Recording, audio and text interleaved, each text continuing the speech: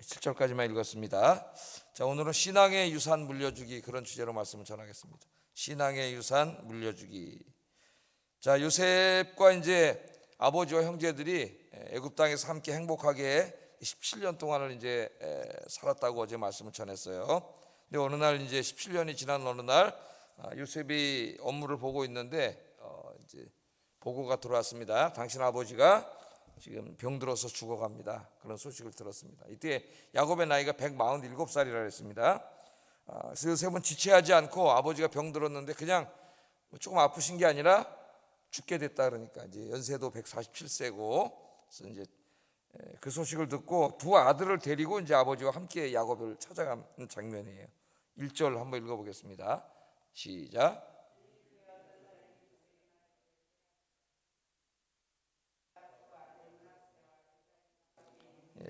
그죠? 그래서 이제 그 아버지 병들었다는 소식을 듣고 얼른 이제 뛰어가야 되잖아요. 두 아들을, 장남하고 차남을 데리고 이제 아버지에게 찾아갔습니다. 대제국의 총리 대신 이고, 자기는 이제 애굽의 궁궐에서 일을 보는 사람이고, 아버지는 고센 땅에 있죠. 거리가 가까운 거리가 아닙니다. 상당히 먼 거리인데 거기까지 두 아들을 데리고 한 걸음에 요셉이 달려가는 모습을 우리가 볼 수 있어요. 그래서 우리가 요셉을 여러 가지 면에서 공부해 왔지만은 이 사람 중에 하나가 뭐냐면은 효자라는 거죠. 효자. 일단 그 효자입니다. 이야, 잡아버렸네. 설교하는데 눈앞에서 여기 좀 약초 있다 좀 뿌려놨어요. 자, 그래서 이제 두 아들을 데리고 아버지 돌아가시기 전에 찾아간 거예요. 찾아가서 이제 얼마나 아프신지 돌보려고 갔겠죠. 그래서 이 효라고 하는 것은 하나님께서 우리 인간에게 계명을 주실 때에 하나님과의 관계에서 우리가 지켜야 될 4개의 계명과 그 다음에 인간 사이에서 지켜야 될 계명을 주시면서 첫 번째 계명이 네 부모를 공경하라입니다. 효를 다하는 거죠. 그래서 효는 이게 뭐 인간의 근본이라 할 수가 있겠어요. 하나님이 주신 10계명에도 신명기 5장 16절에 보면 너는 네 하나님 여호와께서 명령한 대로 네 부모를 공경하라. 그리하면 네 하나님 여호와가 네게 준 땅에서 네 생명이 길고 복을 누리리라. 그렇게 말씀을 했습니다. 저도 이제 60이 되고 부모가 되고 그렇게 되면서 이제 점점 느끼게 되는 것이 이제 우리 사회에 이제 오래 사시다 보니까 고령 우리 부모님들이 이제 오래 사셔요. 보통 요새 90 넘어서 막 100살까지 이렇게 사시고 100세 시대가 됐다 그러잖아요. 그러다 보니까 이제 제가 부목 살 때만 해도 장례식 가면 뭐 70, 60 후반 이런 게 많았습니다. 한 몇 년 전에, 한 30년 전, 25년 전만 해도 그랬었는데 지금은 가면 이제 거의 90 넘으시고 장수를 많이 하셔요.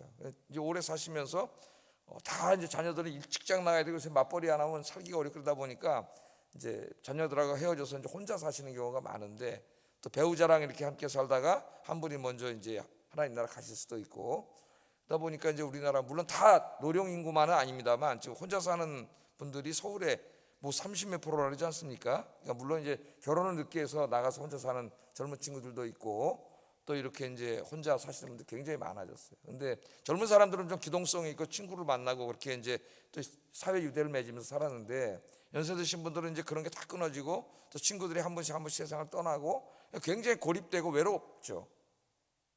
지금 가장 문제가 제가 본 이 연세 드시는 분들의 우리 부모님 연세 외로움인 것 같아요. 외로움. 혼자 누구랑 하루 종일 있어도 누가 말할 만한 사람도 없고, 제일 힘든 게 말할 사람이 없다. 말할 사람이 얼마나 힘들겠어요. 말할 사람이. 제가 이제 안식월을 좀 하면서 물론 전 토요일날 주일날 와서 또 사역하고 잠깐 거기서도 신방전하고 뭐 다 했지만은 말 안 하고 어떻게 가만히 며칠 한번 있어 보니까 굉장히 답답하고 그 자체가 힘들더라고요. 그래서 제가 저희 부모님 살아계실 때 미처 생각하지 못했던, 그냥 좀 외로우시겠다 그 정도였는데 그게 아니다 이런 거죠. 그래서 오늘 이 말씀을 보면서 뭐 부모님이 살아계신 분들은 더욱더 효도를 다하고, 또 우리 자녀 세대들에게 사실은 이 설교를 해야 되는데 새벽에 자녀 세대들이 없네요.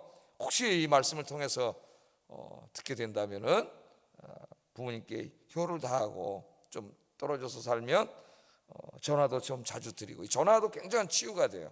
대화를 하잖아요. 말을 많이 하고, 또 인터넷으로 막 이렇게 카톡으로 하는 것도 굉장히 치유가 됩니다. 이게 하면서 외롭고 고독함을 이겨낼 수가 있어요.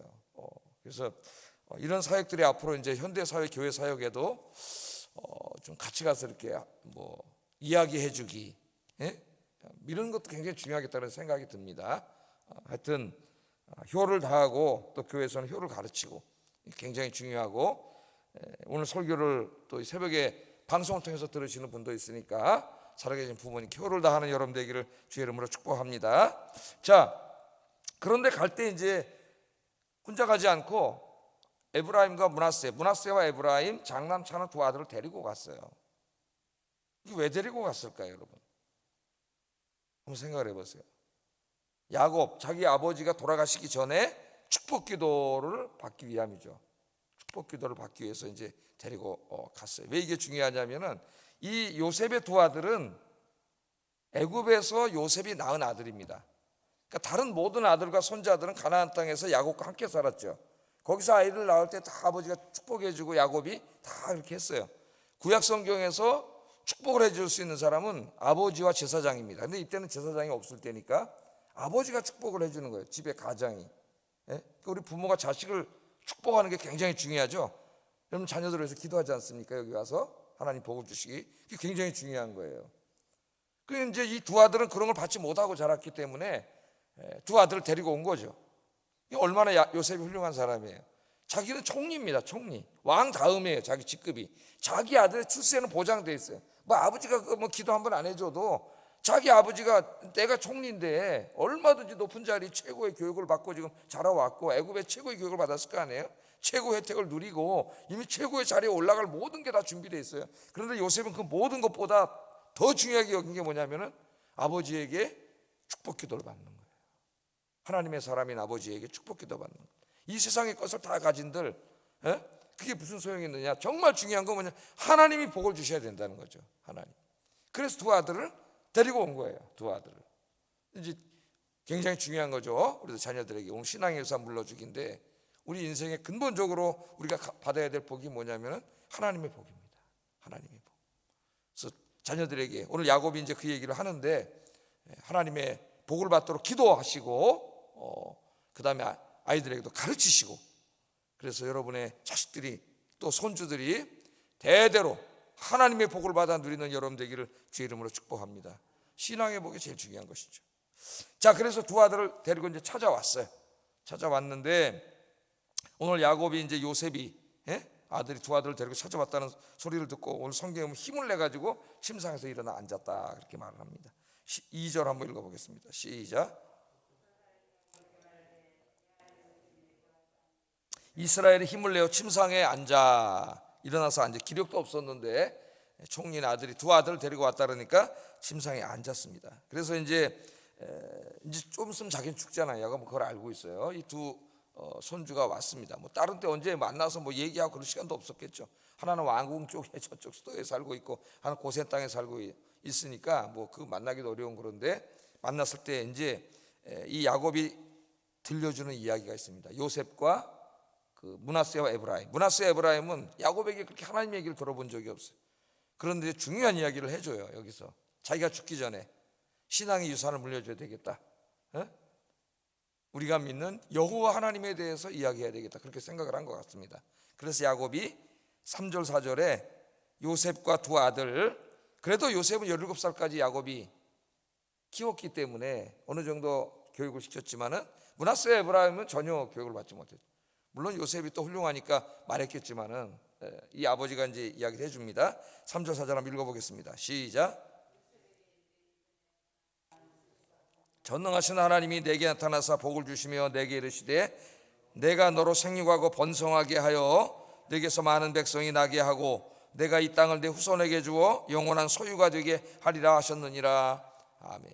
이제 두 손주가 와 있고 요셉이 와 있어. 3명을 앉혀놓고 무슨 얘기를 할까요? 너 이제 총리니까 다른 사람들이 시기할 거야. 그러니까 정적도 잘 관리하고 총리직 잘 유지하고, 니네들 여기 저 아버지 욕되게 하지 말고 열심히 공부해서 아버지처럼 여기 총리가 되고, 뭐 이런 얘기 전혀 하지 않습니다. 그런 건 이미 야곱의 관심사가 아니에요. 중요한 얘기를 합니다. 중요한 얘기. 그게 뭐냐면은 간증 비슷한 얘기죠. 자기 인생에 대해서 이야기하는 거예요. 인생에. 인생에 대해서 얘기하는데 뭐라 하냐면은 가나안 땅 루스에 있을 때의 이야기입니다. 루스라는 말은 좀 생소할지 모르지만은 루스는 무슨 땅이에요? 다른 이제 베델이 나중에 이 야곱이 다른 이름을 붙여줬죠. 베델이라고, 하나님의 집이라고. 그럼 무슨 생각이 나요? 베델에서 하나님 만난 간증입니다. 이제 야곱이 자기 형 에서한테 장자권 뺏어가지고 야비한 방법으로 뺏었죠. 팥죽 한 그릇 팔아먹어가지고.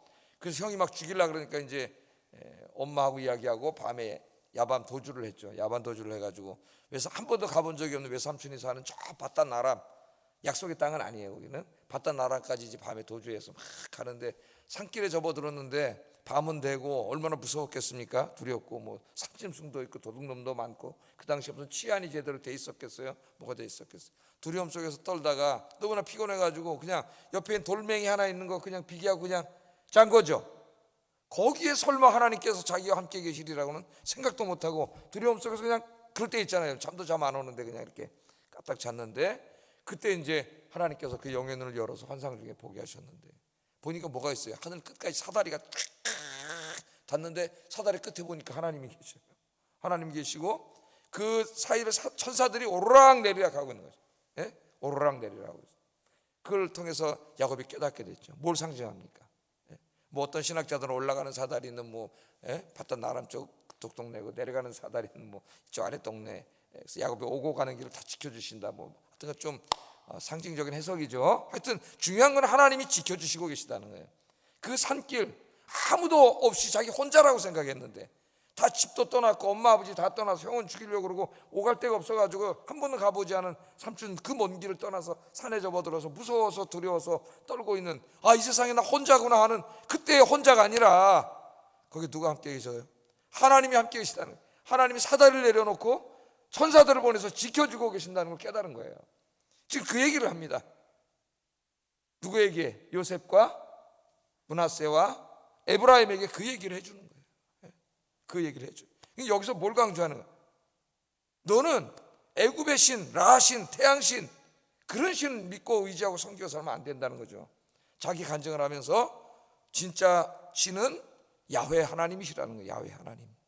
하나님이 지켜주신다는 거예요. 하나님 의지하는 사람들을. 하나님을 경외하고 하나님 의지하는 사람은 하나님이 지켜주신다. 뭘 강조하는 겁니까? 하나님 섬기고 하나님을 예배하고 하나님 의지하고 살아라.